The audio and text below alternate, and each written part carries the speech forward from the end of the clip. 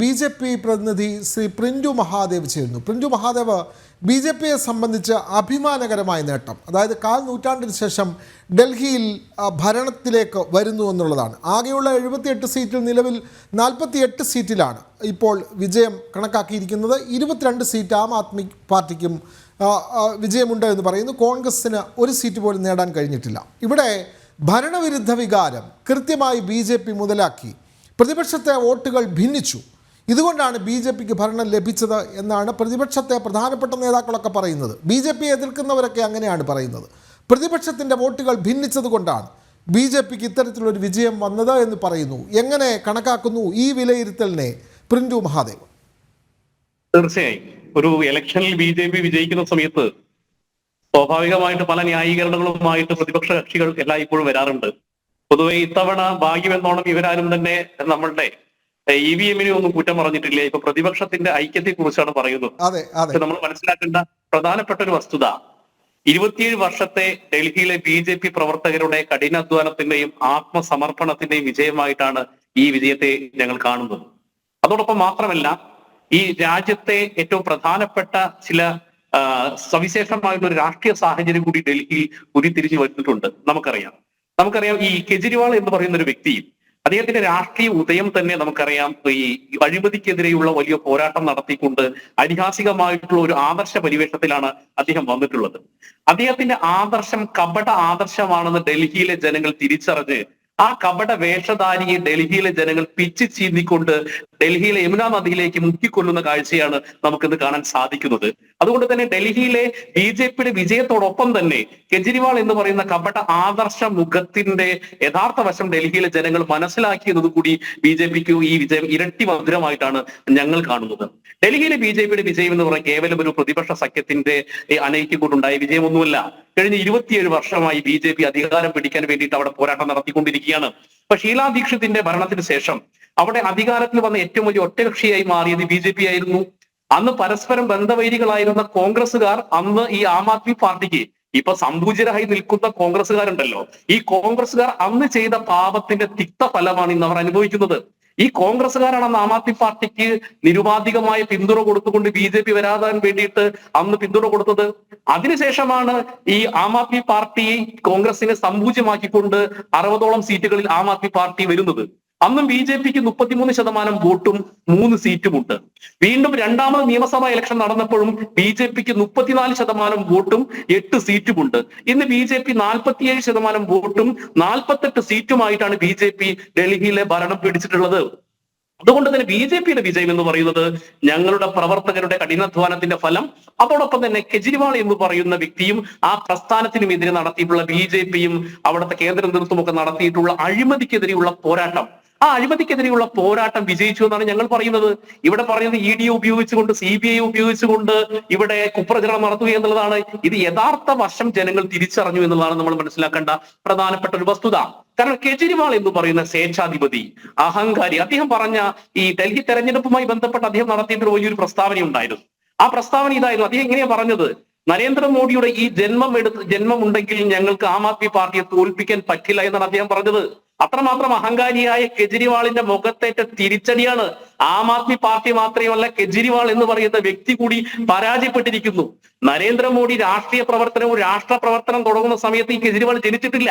അങ്ങനെയുള്ള വ്യക്തിയാണ് നരേന്ദ്രമോദിയെ വെല്ലുവിളിക്കുന്നത്.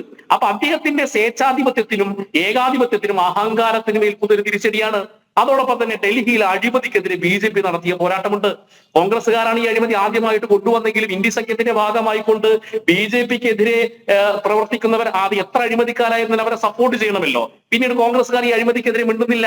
അന്ന് ഈ അഴിമതിക്കെതിരെ പോരാട്ടം നടത്തി. മദ്യത്തിനെതിരെയുള്ള അഴിമതി ആയിക്കോട്ടെ, അദ്ദേഹത്തിന്റെ വസതിയായിട്ടുള്ള ശീഷ് മഹൽ മൂടി പിടിക്കുന്ന അഴിമതി ആയിക്കോട്ടെ, ഡൽഹി കോർപ്പറേഷനിലെ നിയമനവുമായി ബന്ധപ്പെട്ട അഴിമതി ആയിക്കോട്ടെ, ഇങ്ങനെയുള്ള അഴിമതി ക്കെതിരെ BJPയുടെ പ്രവർത്തകർ, BJPയുടെ സംസ്ഥാന നേതൃത്വം, BJPയുടെ കേന്ദ്ര നേതൃത്വം നടത്തിയിട്ടുള്ള ശക്തമായ പോരാട്ടങ്ങൾ ജനങ്ങൾ ഏറ്റെടുത്തു. ആ ജനങ്ങൾ ഏറ്റെടുത്തതിന്റെ ഫലമായിട്ടാണ് ഈ വിജയം ഉണ്ടായിട്ടുള്ളത്. ഇപ്പോൾ ഇവർ പറയുന്ന സാങ്കേതികത്വം, ഈ കോൺഗ്രസ് ഇവിടെ മത്സരിച്ചില്ലായിരുന്നെങ്കിൽ ഇവിടെ ആം ആദ്മി പാർട്ടി ജയിക്കില്ല എന്നുള്ളതാണ് അദ്ദേഹം പറയുന്നത്. നമ്മൾ മനസ്സിലാക്കേണ്ടത് ഈ ഡൽഹിയിലെ 3 തെരഞ്ഞെടുപ്പുകളും ശക്തമായ ത്രികോണ മത്സരമാണ് ഉണ്ടായിട്ടുള്ളത്. അതിൽ ആദ്യത്തെ തവണ നിന്ന സമയത്താണല്ലോ കോൺഗ്രസ്, അന്ന് കോൺഗ്രസ് 9% വോട്ട് പിടിച്ചിട്ടുണ്ട്. ആ 9% vote പിടിച്ചപ്പോഴാണ് Aam Aadmi party 60 സീറ്റോളം seat നേടിക്കൊണ്ട് മുന്നോട്ട് വന്നത്. രണ്ടാമത്തെ ഇലക്ഷനകത്ത് 4.5%, ഇപ്പൊ 6%. അപ്പൊ ഈ കോൺഗ്രസ് എന്ന് പറയുന്ന ഫാക്ടർ സത്യത്തിൽ ഇവിടെ യാതൊരു തരത്തിലും ഇവിടെ പ്രവർത്തിച്ചിട്ടില്ല.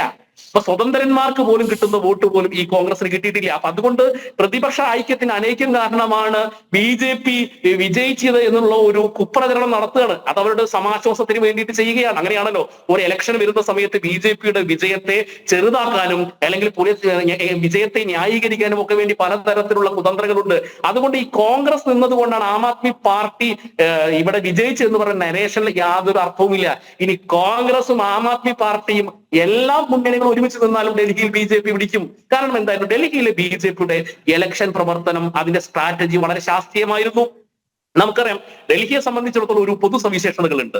ഡൽഹി എന്ന് പറയുന്നത് ആരുടേതുമല്ല, എന്നാൽ എല്ലാവരുടേതുമാണ് എന്നാണ് പൊതുവായിട്ടുള്ള ഒരു ടോക്ക് ഉള്ളത്. കാരണം വിവിധ സംസ്ഥാനങ്ങളിൽ നിന്ന് കുടിയേറി പാർപ്പിച്ചിട്ടുള്ള, ഇന്ത്യയുടെ കുഗ്രാമങ്ങളിൽ നിന്ന് കുടിയേറി പാർപ്പിച്ചിട്ടുള്ള അനവധി ആളുകൾ അവിടെ താമസിക്കുന്നുണ്ട്. BJPയുടെ പ്രവർത്തനം കൃത്യമായിട്ട് ഓരോ ഈ സംസ്ഥാനങ്ങളിൽ വരുന്ന ആളുകളെ കേന്ദ്രീകരിച്ചുകൊണ്ടായിരുന്നു. ഇപ്പൊ മറാത്തയിൽ നിന്ന് വന്ന 3 ലക്ഷത്തോളം ജനങ്ങൾ അവിടെ പ്രവർത്തിക്കുന്നുണ്ട്. ഹരിയാനയിലെ 3 ലക്ഷം ജനങ്ങളുണ്ട്. ബീഹാറിൽ നിന്ന് വരുന്ന ആളുകളുണ്ട്. സ്വാഭാവികമായിട്ടും ഓരോ സംസ്ഥാനങ്ങളിൽ ഉണ്ടല്ലോ പ്രിന്റു മഹാദേവ, ലക്ഷക്കണക്കിന് മലയാളികളുണ്ട്. അപ്പൊ അത് നമ്മൾ മലയാളികളെ കുറിച്ച് പറയുന്ന സമയത്ത് ലക്ഷക്കണക്കിന് മലയാളികളുള്ള സമയത്ത് ഈ കേരളത്തിൽ നിന്നുള്ള CPM-ന് 0.01% ആണ് വോട്ട് കിട്ടിയെന്നുള്ള കാര്യം കൂടി നമ്മളിപ്പോ CPM-ന്റെ നേതാക്കളൊക്കെ വാചാട്ടോപ്പം നടത്തുന്ന ചാനൽ ചർച്ചകളിൽ 0.1% വോട്ടാണ് ഈ CPM എന്ന് പറയുന്ന പ്രസ്ഥാനത്തിന് കിട്ടിയെന്നുള്ള വസ്തുത കൂടി നമുക്ക് മനസ്സിലാക്കണം. ഇതോടുകൂടിയിട്ട് ഇന്ന് ക്ലീൻ സ്വീപ്പാണ്. നമ്മളെ സംബന്ധിച്ചിടത്തോളം കോൺഗ്രസ് എന്ന് പറയുന്നത് സംപൂജ്യമാണെന്നും CPM എന്ന് പറയുന്ന പ്രസ്ഥാനം എത്രത്തോളം ഉണ്ടെന്നും അതോടൊപ്പം BJP എന്ന് പറയുന്ന പ്രസ്ഥാനത്തിന് ഡൽഹിയിലെ പ്രബുദ്ധരായ ജനങ്ങൾ കൊടുക്കുന്ന അവർക്ക് കൊടുക്കുന്ന അംഗീകാരം വളരെ വലുതാണെന്ന് നമ്മൾ മനസ്സിലാക്കണം. BJP വളരെ ശാസ്ത്രീയമായിട്ടായിരുന്നു പ്രവർത്തനം നടത്തിയത്. 200ഓളം റാലികൾ നടത്തിയിട്ടുണ്ട്. ഈ 100 ചില്ലാനം റോഡ് ഷോകൾ നടത്തിയിട്ടുണ്ട്. ഓരോ പ്രദേശത്തിന്റെയും സ്വഭാവ സവിശേഷതകൾ അനുസരിച്ചുകൊണ്ട് BJP നടത്തിയിട്ടുള്ള ആർട്ടിഫിഷ്യൽ ഇന്റലിജൻസ് അടക്കമുള്ള ന്യൂജൻ സാങ്കേതിക സംവിധാനങ്ങളെ ഉപയോഗിച്ചുകൊണ്ട് BJP നടത്തിയുള്ള പ്രവർത്തനങ്ങൾ ജനങ്ങൾ ഏറ്റെടുത്തു. അതോടൊപ്പം തന്നെ BJPയുടെ വിജയത്തിന് മറ്റൊരു പ്രധാനപ്പെട്ട കാരണം BJP ജനങ്ങൾക്ക് മുമ്പിൽ വെച്ച മാനിഫെസ്റ്റോയാണ്. ആ മാനിഫെസ്റ്റോ കേവലം ഈ 200 വാട്ട് വൈദ്യുതിയോ അല്ലെങ്കിൽ യമുന നദിയിലെ മലീമസപ്പെട്ട വെള്ളം സൗജന്യമായി കൊടുത്തുകൊണ്ട് കെജ്രിവാൾ നടത്തിയിട്ടുള്ള മാനിഫെസ്റ്റോ ആയിരുന്നില്ല. വളരെ ജനങ്ങൾക്കിടയിൽ, സ്ത്രീകൾക്കിടയിൽ, യുവാക്കൾക്കിടയിൽ എങ്ങനെയാണ് പ്രവർത്തിക്കേണ്ടത്, ഒരു സർക്കാർ പ്രവർത്തിക്കുന്നതിൽ വ്യക്തമാക്കുന്ന ഒരു മാനിഫെസ്റ്റോയാണ്. അതിന് ഏറ്റവും പ്രധാനപ്പെട്ട മഹിളാ സമൃദ്ധി യോജന എന്ന് പറയുന്ന സ്ത്രീകൾക്കിടയിൽ ഏറ്റവും എഫക്റ്റീവ് ആയിട്ടുള്ള ഒരു പദ്ധതിയായിരുന്നു മഹിളാ സമൃദ്ധി യോജന. 2500 രൂപ വീട്ടിലിരിക്കുന്ന അമ്മമാരുടെ ക്ഷേമത്തിന് വേണ്ടി സർക്കാർ മാസം മാസം നൽകുന്ന 2500 പദ്ധതി, അത് സ്ത്രീ ജനങ്ങൾ ഏറ്റെടുത്തിട്ടുണ്ട്. രണ്ടാമത്തെ ഒരു പദ്ധതിയായിരുന്നു CM മാതൃത്വ സുരക്ഷാ യോജന. ഗർഭിണികളായ സ്ത്രീകൾക്ക് വേണ്ടിയിട്ട് സർക്കാർ അധികാരത്തിൽ വന്ന 21,000 രൂപയാണ് ഗർഭശുശ്രൂഷയ്ക്ക് കൊടുക്കുന്ന പദ്ധതി. മൂന്നാമത്തെ പദ്ധതി അടൽ യോജന, 5 രൂപയ്ക്ക് ഇവിടുത്തെ സർവ്വസാധാരണ ജനങ്ങൾക്ക് ഊണ് ലഭിക്കുന്ന പദ്ധതി. അവന്റെ ഒരു നേരത്തെ ഭക്ഷണം 5 രൂപയ്ക്ക് ലഭിക്കുന്ന പദ്ധതി. അതോടൊപ്പം തന്നെ കെജ്രിവാൾ സർക്കാരിന്റെ അഴിമതി ജനങ്ങൾക്കിടയിൽ എത്തിക്കാൻ BJP കഴിഞ്ഞു.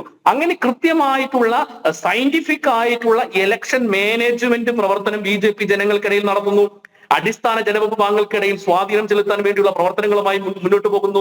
റിക്ഷാവാലയിൽപ്പെട്ട റിക്ഷാവാലകളുടെ പെൺകുട്ടികളുടെ വിവാഹത്തിന് 1 ലക്ഷം രൂപ നൽകുമെന്ന് പറയുന്ന രീതിയിലുള്ള അവരുടെ ക്ഷേമത്തിന് വേണ്ടിയുള്ള പ്രവർത്തനങ്ങളുമായി മുന്നോട്ട് പോകുന്നു.